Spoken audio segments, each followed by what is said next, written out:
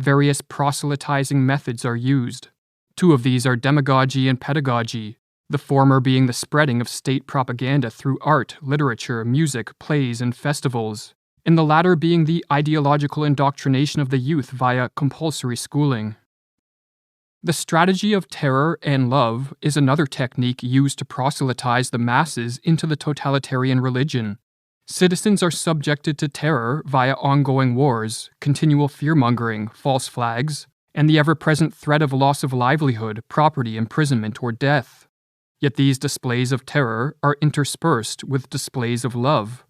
Ceremonial rituals are held to honor the goodwill of the leaders, and continuous propaganda assures the citizens that the regime cares for them and is working hard to keep them safe from the dangers of the world.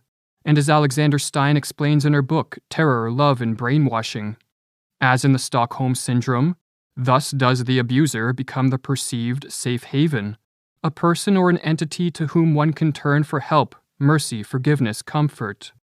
This alternation of terror and love triggers free-floating anxiety, confusion, and creates a trauma bond between the citizen and the state, a bond that lies at the basis of all cults. Stein explains further.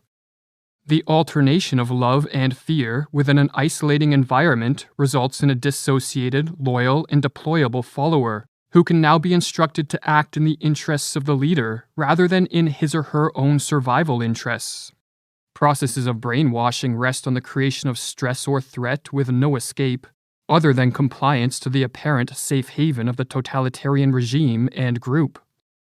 Persistent fear-mongering, in conjunction with promises that compliance to the regime will bring the citizens salvation, creates true believers who will do whatever the regime commands, even if these commands require them to disown friends and family, face economic ruin, spend time in prison, or even go to an early grave.